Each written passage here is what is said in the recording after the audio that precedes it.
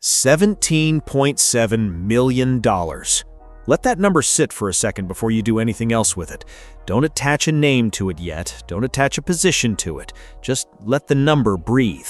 Because when you hear which player generated that figure and under what circumstances and what it means for one of the most dysfunctional franchises in professional football history, your entire understanding of what's happening in Cleveland right now is going to shift permanently.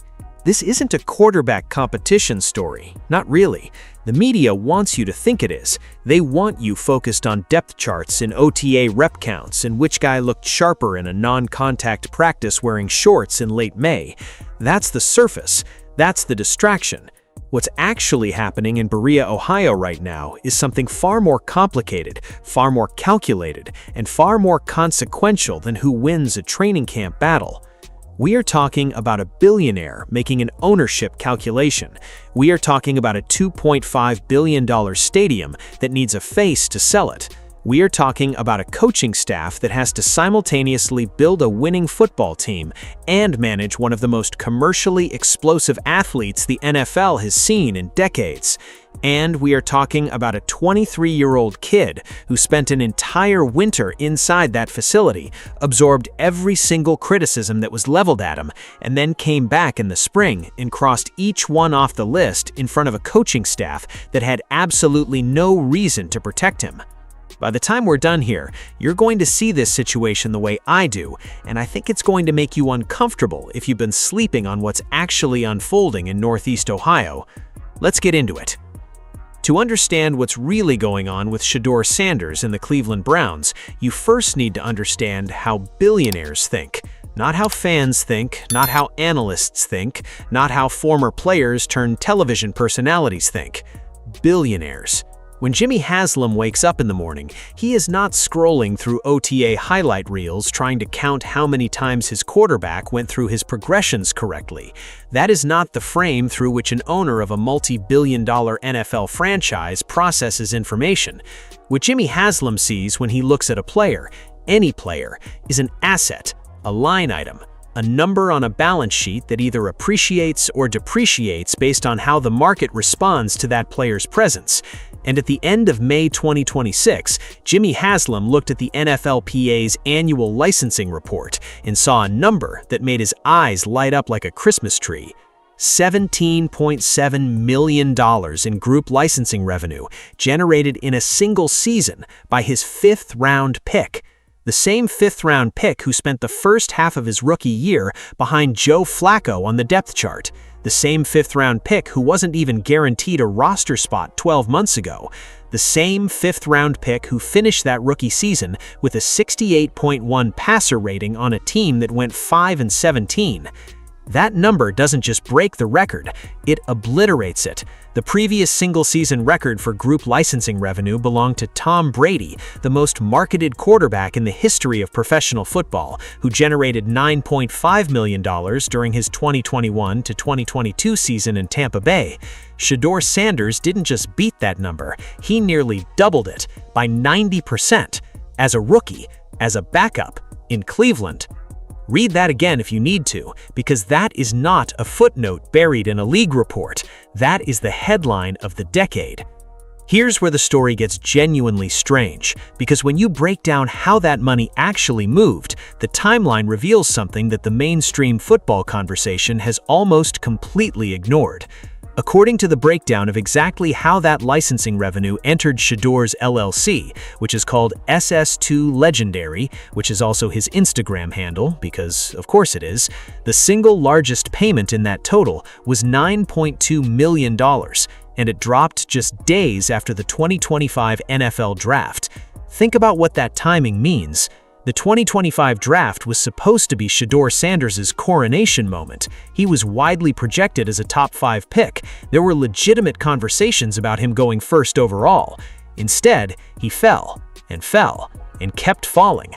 Round after round, team after team passed on him while the cameras cut to his face and the internet exploded, and Deion Sanders sat in that green room watching his son get disrespected on the biggest stage in professional football. And within days of that slide becoming the most talked about story in sports, $9.2 million landed in Shedeur's account. The market didn't punish him for falling. The market rewarded him for it. The trading card collectors, the jersey buyers, the memorabilia hunters, they didn't look at the slide and think less of him. They looked at it and saw an underdog. They saw a compelling narrative. They saw a young man with the last name Sanders being passed over despite the credentials. And they responded the way the market always responds to a great story. They opened their wallets. His brand didn't survive the draft slide. His brand was amplified by it. And here is the detail that will stop you cold if you let it. According to CBS Sports, that single licensing payment alone, the $9.2 million that dropped right after draft weekend, represents 170% more than what his father, Deion Sanders, will earn as Colorado's head coach in all of 2026. The son, in a matter of days, from jerseys and trading cards alone, out-earned his father's annual coaching salary by nearly double on the back of getting passed over 143 times. That is a brand operating at a completely different altitude than anything his on-field performance would suggest. That is superstar-level commercial power living inside the body of a backup quarterback, and the league has never quite seen anything like it before. Now let's talk about who Shedeur actually stacked up against across the entire NFL, because this is the part where the story goes from impressive to genuinely historic. When the NFLPA annual report dropped, the licensing numbers were broken out for every player in the league, and Shedeur Sanders sat at the top of that list. Not near the top, the top. Above Travis Hunter, who was the first overall pick in the same draft, above Saquon Barkley, who just finished one of the most celebrated running back seasons in recent memory, above Patrick Mahomes, the four-time Super Bowl champion and the undisputed face of the modern NFL. A fifth-round selection from Cleveland, Ohio, a city that hasn't hosted a Super Bowl champion since 1964, was the single most commercially valuable player in the entire National Football League by this metric. Not a franchise quarterback with a decade of accomplishments behind him, not the most decorated player in the game, a second-year player who hasn't even locked down a starting position yet. I want Mahomes supporters to sit with that for a moment.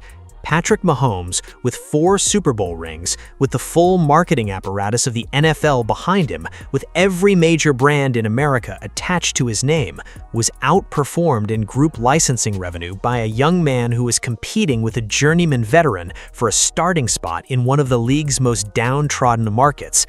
That is not a quirk of the data. That is a phenomenon. And phenomena have consequences. Because here is where Jimmy Haslam stops being just an NFL owner and starts being something else entirely. Here is where the business calculation becomes impossible to ignore. The Cleveland Browns are building a new stadium in Brook Park. The price tag is $2.5 billion. This is not a renovation. This is not an upgrade to an existing facility. This is a brand new dome, a brand new revenue generator, a brand new premium NFL destination that is supposed to transform Cleveland into a top-tier market for the next 50 years. And a building like that needs something to fill it. Not just a football team, a face, an identity, a reason for people to buy tickets and merchandise and watch games and follow the brand even when the team is struggling. A quarterback. And the data is telling Jimmy Haslam in absolutely no uncertain terms who that quarterback is. It isn't Talon Green, it isn't Dylan Gabriel, and it is not Deshaun Watson. The moment Shedeur Sanders was named the starting quarterback last season, preseason ticket prices for a Cleveland Browns game jumped from $16 to $43. That is a 169% increase for a preseason game for a team that had just gone 5-12. People were paying nearly 3 times as much to watch a backup quarterback play meaningless August football for a losing franchise. Because the quarterback wasn't really the draw, the story was the draw. The moment was the draw. Shedeur Sanders walking onto an NFL field as the starter, that was worth $43 to people who couldn't care less about the Cleveland Browns otherwise. When you are sitting on a $2.5 billion investment and you are trying to figure out who is going to help you sell it, those numbers do not leave your head. They follow you into every conversation. They sit at the end of every meeting. They remind you, quietly and constantly, that the most commercially valuable player in your league currently plays for you, and the decision about whether to build around him or hand the starting job to a 29-year-old coming off a double Achilles tear is not just a football decision. It is a franchise-defining business decision. Follow the money. Always follow the money. But here's what makes this entire situation genuinely different from every other quarterback controversy you've watched play out across the NFL over the past decade. Because the money alone doesn't win the argument. Ownership calculates ROI, but coaches win or lose their jobs based on what happens on the field. And before this offseason, the football case against Shedeur Sanders was very real, very specific, and repeated loudly by practically every scout, analyst, and front office evaluator who weighed in on him. There were 5 impossibilities on the list, 5 things he supposedly could never fix. 5 reasons why a quarterback with the all-time FBS completion percentage record, 71.8%, which is nearly 5 full percentage points better than Drew Brees' career mark of 67.7, was still only a 5th-round prospect. He refuses to take the check down. He takes too many sacks and gets lost in the pocket. He won't throw into the intermediate zone over linebackers. He can't read NFL defenses. He holds the ball too long. That was the case, built over years of evaluation, reinforced by every major draft analyst and validated in the eyes of his critics by his rookie season numbers. And then, May of 2026 arrived, and Shedeur Sanders walked into OTAs with a brand new coaching staff that had no connection to him, no reason to protect him, no political allegiance to his development, and no motivation to manufacture a narrative around a quarterback who wasn't earning it in practice. And he crossed every single item off that list. Let's go through them one by one, because this part matters. The first impossibility was the checkdown. Critics had built an entire argument around the idea that Shedeur Sanders was addicted to the highlight play, that he would rather force something spectacular than accept what the defense was giving him and keep a drive alive. The knock was simple, and it was repeated constantly: he will never learn to take the layup. OTA footage from Brown's practice shows him working a red zone progression, going through his reads, and when his first option isn't there, continuing to work the progression until he finds Denzel Boston late on a catchable ball that Boston can take vertical.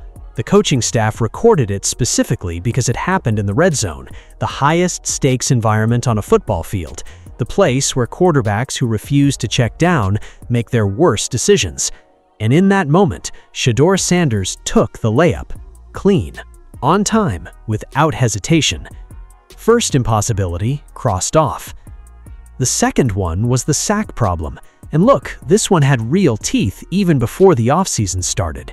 At Colorado in 2024, Shedeur took 52 sacks, more than any quarterback in Football Bowl subdivision history. He talked openly about how the experience felt like PTSD. He acknowledged that getting sacked repeatedly changes your footwork, changes your pocket instincts, changes the way your body reacts to pressure. Critics pointed to all of that as evidence that the damage was permanent, that an NFL pocket with faster, stronger pass rushers than he had ever faced would break him the same way Colorado's offensive line almost broke him. OTA footage tells a different story. What the film shows is a quarterback working the pocket deliberately, stepping up when the edges collapse, resetting his feet rather than drifting backward, getting the ball out before the pressure arrives rather than waiting for it to engulf him. And the head coach offering that assessment, Todd Monken, had no connection to Shedeur before this offseason. He wasn't there when Shedeur was drafted. He didn't design the plan around him. According to reports from Clutch Points, Monken has described Shedeur's progress in understanding concepts and releasing the ball on time as significant, and he has placed him atop the depth chart accordingly. Second impossibility crossed off. The third one was the intermediate zone. The analytical community had constructed a very specific critique here, that Shedeur was fundamentally unwilling to stick his face into traffic, to thread a ball over the second level of a defense, to make the kind of throw into a tight window between linebackers that separates NFL quarterbacks from college quarterbacks who never quite figure out the pro game. The argument was that his incredible completion percentage in college was built on short throws to open receivers, not on the kind of anticipatory, timing-based throws that win in the NFL. What the OTA film shows is a jet motion play action, Shedeur working from left to right and releasing a dig route throw over the linebackers with anticipation, meaning the ball is out before the receiver has even completed his break. He isn't waiting for the window to open all the way, he is throwing to where the receiver is going to be. That is not a lucky completion. That is a quarterback who understands how to manipulate a defense and deliver the ball on schedule, which is the exact skill his critics insisted he would never develop. Third impossibility crossed off. The fourth one was the processing speed. This was the most damaging critique of all because it directly challenged the one thing Shedeur Sanders had going for him statistically, his completion percentage. The argument was straightforward. If you cannot process NFL defensive structures at the speed the game demands, if your eyes don't move fast enough, if you can't identify coverage rotations and adjust your reads in real time, then college accuracy numbers mean nothing. You're just a guy who threw short passes to open receivers in a college system designed to make life easy for the quarterback. OTA film, three-step drop, eyes moving from the middle of the field, reading left, coming off the primary, releasing into a window with defenders in front of and behind the target before the receiver is completely open. Ball out in under 3 seconds from snap. Offensive coordinator Travis Switzer, who has no career motivation to lie about a quarterback competition, told reporters directly that the team is pleased with the progress across the board and that every player is performing at a high level. That is not a throwaway comment. That is a coordinator watching the thing his critics said would never happen in front of him and putting it on record. Fourth impossibility crossed off. But none of that, not the OTA footage, not the coordinator's comments, not the depth chart position, none of it is the most important development from this entire spring stretch. Because any coaching staff can tell you their quarterback is improving. Any coordinator can say the right things about a competition. What you cannot manufacture is the moment when the most skeptical voice on your beat flips. Mary Kay Cabot has covered the Cleveland Browns longer and more thoroughly than virtually anyone in the business. She knows this team, she knows this market, and for most of Shedeur's rookie season, she was one of the more measured, skeptical voices in the conversation around him. She spent a significant portion of last season reporting that Deshaun Watson held an inside track on the starting position.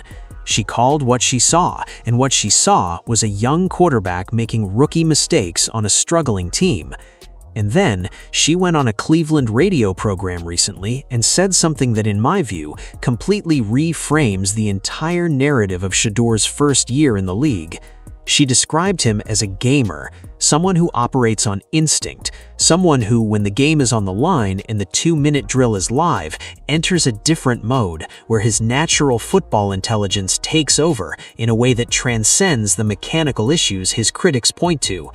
And then she said something that hit differently than anything else from this entire offseason. She said his 10 interceptions last season came from an offensive line held together with smoke and mirrors.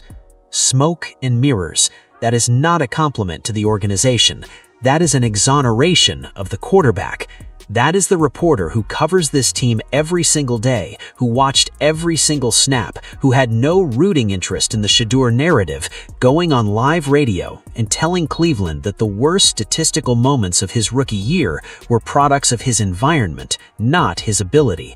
That the numbers that critics point to as proof he cannot play at this level were generated behind protection so fragile it was essentially held together with tape and good intentions.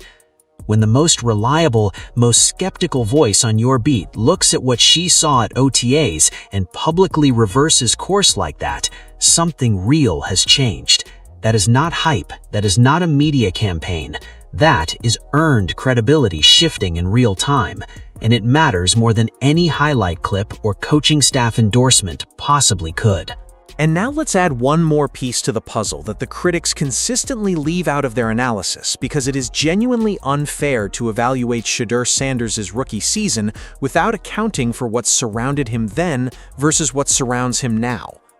The Browns went into the 2026 draft and rebuilt their offensive line with the first-round pick, selecting Spencer Fano.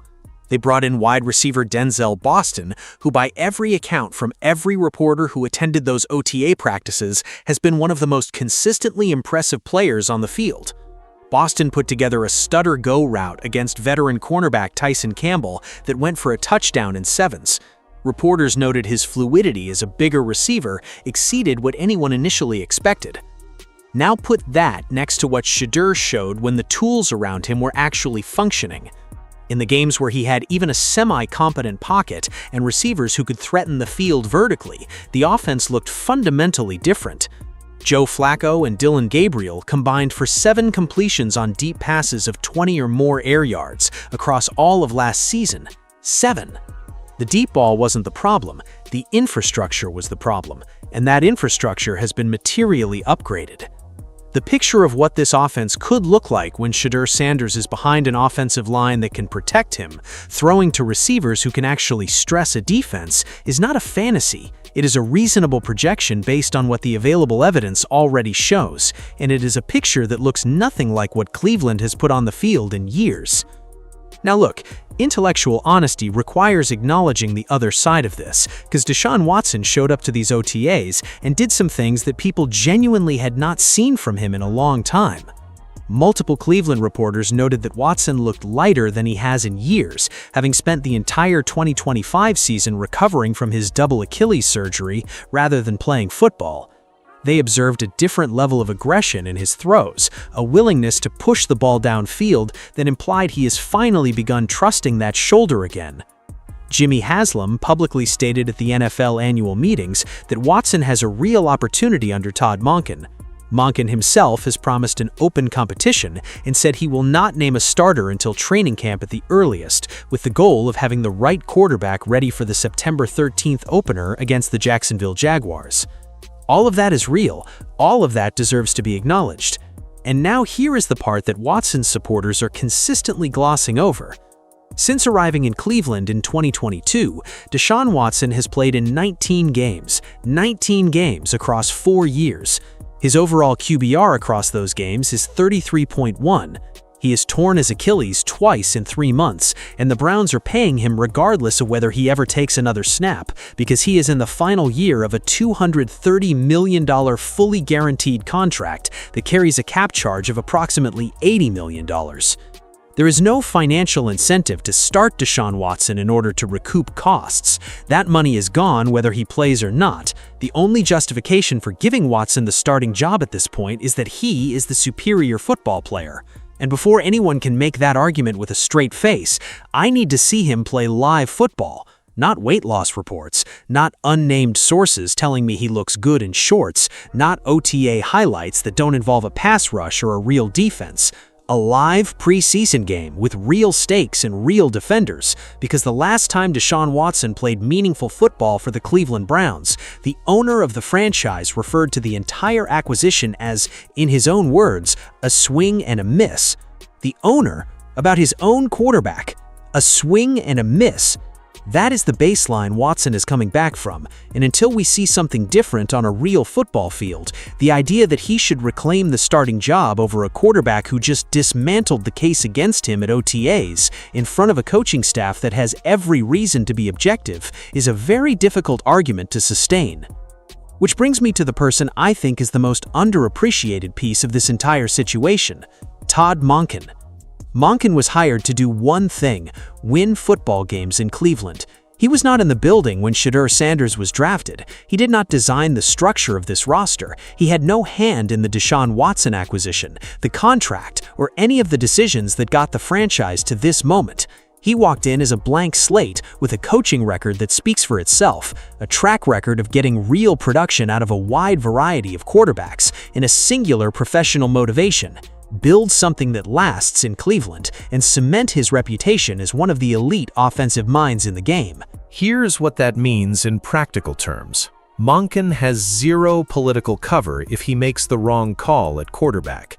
If he starts Watson and Watson gets hurt again, that is on Monken. If he starts Watson and Watson plays mediocre football through another losing season, that is on Monken. His name is attached to that decision, and there is no one else to point to because the people who made the original calls are no longer running this organization. But if he starts Shedeur Sanders and Shedeur makes the kind of second-year leap that the league's best young quarterbacks have made when they had real protection, real receivers, and a real offensive mind in their corner, then Todd Monken is the coach who saw the future before anyone else did. He is the coach who looked at a 23-year-old with the all-time FBS completion percentage record, an impossible-to-replicate commercial profile, instincts that a veteran beat reporter called elite in a live game environment, and said, yes, that is the quarterback I am building around. He becomes the coach who turned the Cleveland Browns into a legitimate contender. That is legacy-building material, and it is available to him right now, in this moment, if he has the conviction to take it. The fact that Monken has already gone on record describing Shedeur's development across this offseason as extraordinary, using the phrase miles of improvement in describing his ability to read defenses, work the pocket, check down, and get the ball out on time, tells me that Monken sees exactly what I see. He is simply not permitted to say it out loud yet. The competition has to play out. The optics of a fair evaluation have to be maintained, but everything points in one direction.